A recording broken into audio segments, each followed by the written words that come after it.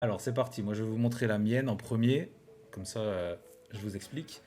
Donc j'ai posté un reel sur Instagram qui parle de cette séance. En gros, j'ai voulu profiter de ce défi pour faire pour faire une technique que j'avais envie de faire depuis longtemps. C'est un peu de la double exposition, on va dire. C'est qu'on travaille avec une lumière continue et une lumière flash. Et du coup, on voit les deux choses qui se superposent. Dans ce cas-là, dans cette photo que j'ai choisie, il y a eu la modèle n'a quasiment pas bougé, en tout cas elle est restée sur place. Moi j'ai bougé mon appareil photo, donc en fait ce que je fais une pause longue de quelques centièmes de seconde, hein, on n'est pas sur une seconde. Je déclenche, je bouge, ce qui fait en fait le mouvement, je vous montre avec mon doigt mais c'est ridicule, ce qui fait le mouvement ici en violet de son visage parce que c'est moi qui ai bougé. Et pendant le même temps, elle a bougé son bras pour lancer ses cheveux. Donc c'est là que j'étais content que ça ait marché. C'est qu'il y a eu ce double mouvement, le mouvement de l'appareil photo et le mouvement des cheveux. Et en fait, ce qui se passe, c'est qu'à la fin de l'exposition, il y a un coup de flash qui fait que la modèle est figée dans la position qu'elle a pris au moment du flash. Donc il y a un côté très aléatoire de la photo parce que du coup on bouge, on a plein de conditions qui font que la photo peut être ratée et ça fait beaucoup de déchets. Et je pense que ça, c'est le cas pour quasiment tous vos essais. Salut Eberwald et merci beaucoup pour le Prime. Tu me régales. Et du coup, je disais, la photo est figée au moment du flash. Donc, il faut s'arranger pour que la pose de la modèle soit correcte au moment du flash et ce qui fait ce côté très aléatoire. Donc du coup j'ai fait plein d'essais, il y a plein de déchets, il y a plein de choses intéressantes aussi, après il faut choisir. Mais en tout cas j'ai beaucoup aimé celle-là pour le double mouvement généré par mon mouvement à moi au niveau du visage et par le mouvement de la modèle avec ses cheveux ici. Voilà, ça débloque plein d'idées créatives pour la suite. Pas de problème, bah écoute, n'oublie pas. Tac. Ensuite, on a Noex. Noex, tu nous as parlé de. Alors, je vais reprendre le contexte, ce que tu nous as dit. Tac, participation, défi. Tu nous as dit que tu as voulu faire. Ah oui, voilà. Au Futuroscope, tu as voulu faire un mouvement dans un wagon du coaster, mais ça t'a pas trop satisfait. Et du coup, tu es parti sur le spectacle nocturne. Voilà. Donc là, pareil, j'imagine bien pause longue. Je sais pas si j'ai les exifs. Non, j'ai pas les exifs. Oups. Mais il y a une petite pause longue qui fait que les jets d'eau là sont en mouvement. Et c'est là tout le, tout le charme de ce genre de photo, c'est qu'en fait tout ce qui bouge va devenir un peu flou, va créer un effet vaporeux.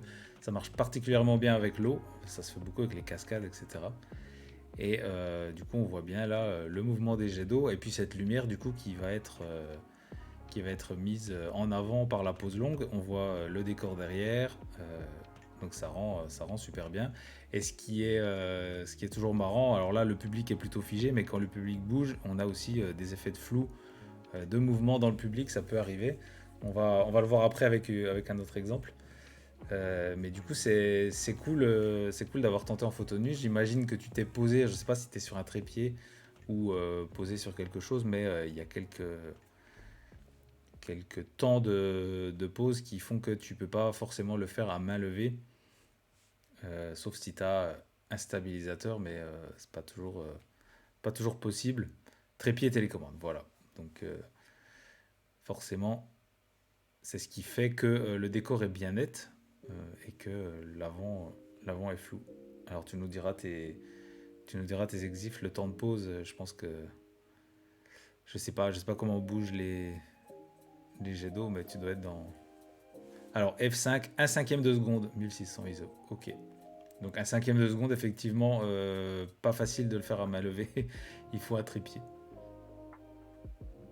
Salut à toi, Nermalor Cosplay, bienvenue. Je crois que c'est la première fois que je te vois ici, donc bienvenue à toi sur la chaîne. On est en train de débriefer les photos du défi sur le mouvement. Donc ça se passe sur le Discord, n'hésite pas à venir nous rejoindre et regarder les défis et participer si ça te tente. Ensuite, on a une photo de Mélissa. Alors Mélissa, elle a fait une photo au téléphone, je crois. Et elle a voulu figer les mouvements du chat qui faisait sa toilette. Alors c'est du petit mouvement, pas trop rapide normalement quand il est posé comme ça, mais avec les animaux, la photo d'animaux, c'est pas simple du tout. Je vais juste relire ce qu'elle nous a dit. Elle a dit pour le mouvement, je suis désolé, c'est pas incroyable, mais il n'y a pas à être désolé. On est là pour apprendre. Et tu as choisi de prendre le chat des grands-parents qui est assez joueur et dans l'esquive pour le mouvement pris sur l'instant. Alors voilà. Du coup, c'est sûr que c'est pas un très très gros mouvement, mais du coup, c'est une des choses que j'ai réalisées, c'est qu'on voit tous le mouvement d'une façon différente. Il y a ceux qui vont dire, pour moi, une photo de mouvement, c'est quelque chose qui bouge, qui donne une impression de mouvement, mais on peut aussi interpréter ça sur c'est quelque chose en mouvement que je veux figer, que je veux prendre en photo. Euh, donc, euh, donc voilà, l'idée c'était d'un objet en mouvement. Alors sur cette photo, si tu la fais au téléphone, tu n'as pas forcément cette maîtrise du temps d'exposition, on ne voit pas vraiment de mouvement, par exemple, je sais pas, la patte qui pourrait être floue, etc. Parce que le chat est figé, mais on voit bien qu'il est en train de faire quelque chose, qu'il est en train de faire un mouvement, et c'est ce que je disais, on l'interprète différemment.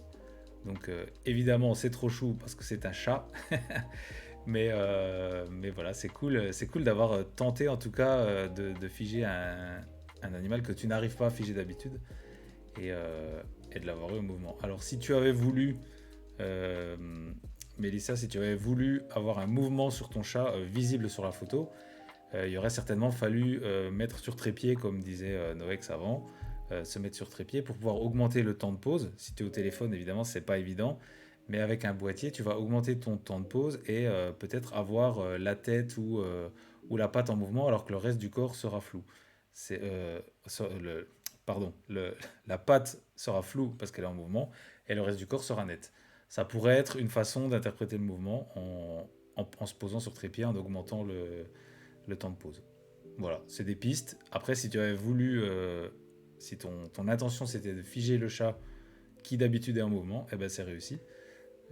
D'où l'idée d'interpréter le mouvement différemment. Ensuite, on a Concon qui nous a fait une petite pépite. Elle est allée photographier des. Alors, je ne suis pas spécialiste, je crois, c'est pas un ULM, c'est plutôt un parapente. Non, pas un parapente, comment on appelle ça? Aidez-moi. Parapente, c'est des genres de parachute. Euh, Ah si, départ de parapentiste. Attends, les parapentes, c'est des genres de parachutes, non? C'est pas ça qu'on est en train de regarder.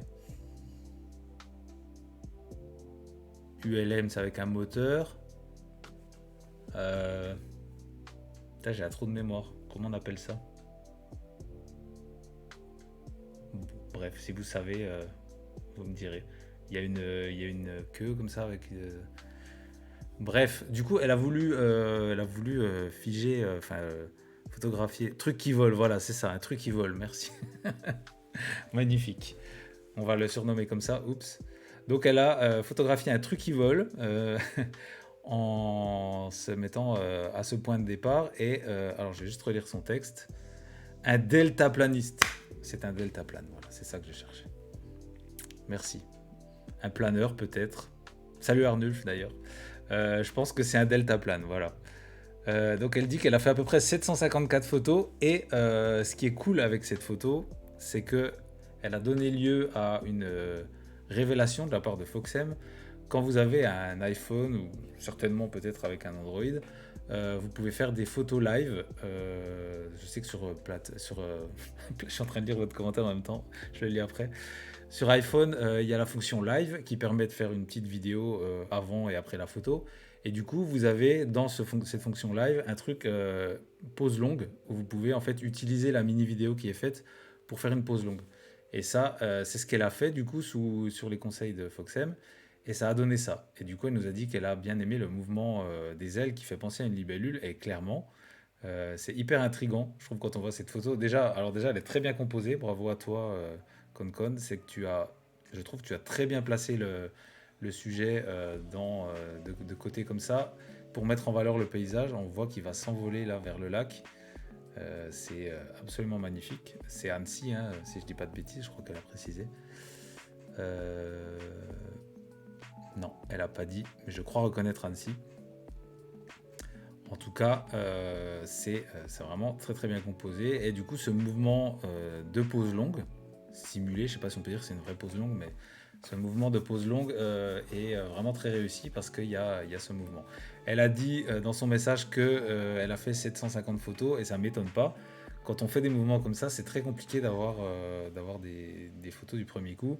Je pense que vous avez tous fait plein de photos pour ce genre de défi.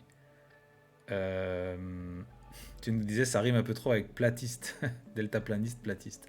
Bah, normalement, si tu es deltaplaniste et que tu voles très haut, tu te rends compte que la Terre n'est pas plate. J'espère. Euh, Et là, tu disais, Noex, on est dans le mouvement stricto sensu. Ouais, vraiment réussi. Je suis d'accord. Je suis d'accord que là, on a vraiment un mouvement qui est imprimé dans les ailes, qui est absolument incroyable. On a même, en fait, là, ce qui est rigolo aussi, c'est qu'on a, si je zoome là, on a le deltaplaniste qui n'est pas platiste, qui est net. Il n'a pas encore bougé. Par contre, il y a tout son appareil qui s'est mis en mouvement, y compris la queue. Là, il y a vraiment ce mouvement de vibration comme ça qui est ouf. On dirait qu'il est en train d'attraper le vent. Donc vraiment cool. Et puis tout le décor est net. Et on a même, si on regarde bien, on a les branches qui sont floues aussi à cause du vent, certainement. Trop cool. Et Burval, tu nous dis il y a des applis Photo Pro. Ouais, c'est vrai. J'avais sur Android. Je sais plus du tout comment elle s'appelle cette appli, mais on fera qu'on le mette parce qu'on a ouvert dans le Discord un petit salon qui parle de photos, de conseils, etc. Et c'est vrai qu'il y a des applis, on pourra les mettre là-dedans. Et Nermalor, tu nous dis la photo t'intéresse de plus en plus, mais ça tombe bien, tu es au bon endroit. Côté vidéo pour les courts-métrages, alors que tu détestais ça avant le cosplay. Eh ben écoute, il n'y a pas de raison de détester la photo puisque c'est la plus belle discipline du monde. Mais écoute, n'hésite pas à venir voir les défis et à participer. Il n'y a pas de pression. C'est ce que j'ai dit au début du live. On est là pour se faire plaisir. Oups. Pour se faire plaisir et surtout pour progresser et tenter certains défis. Donc voilà. Tu avais testé celle de Joby car tu avais fait un éclairage Joby, mais c'est pas la meilleure. Ok. Bah écoute, je vais chercher un peu ce qui existe et je vous les proposerai. C'est une bonne idée parce que je sais que vous êtes plusieurs à faire les défis avec un téléphone. Et il ne faut pas se limiter. C'est pas parce qu'on n'a pas d'appareil photo, ceci, cela, qu'on ne peut pas faire de photos. Bien au contraire, les contraintes des fois donnent des nouvelles possibilités et il y a toujours moyen de faire des belles photos, quoi qu'il arrive. Ensuite, on a Isil qui nous a fait une photo d'abeille. Alors, je vais juste relire son texte aussi. Euh, Où est-ce qu'elle est? Voilà, elle est là. Défi de le mouvement. J'ai longtemps hésité avec plusieurs photos différentes, mais finalement, c'est le bourdon qui a gagné avec ses petites ailes floues. Voilà, donc pour toi, le mouvement, il est là, sur les ailes floues. Et c'est vrai qu'on voit les ailes floues. Alors, c'est vraiment une discipline aussi compliquée, les insectes, pour avoir essayé pendant un moment. Si tu as un objectif macro, ou même si tu n'en as pas, c'est pas évident de faire la mise au point au bon endroit et tout. Voilà, chapeau à toi déjà pour avoir essayé. C'est bien composé, le bourdon est au bon endroit. Alors tu as dit bourdon, mais je sais pas si c'est un bourdon, je suis pas spécialiste. C'est peut-être une abeille, non? S'il y a des spécialistes des insectes ici. Non, c'est pas une abeille, donc je sais pas trop. On va dire bourdon, ça lui va bien.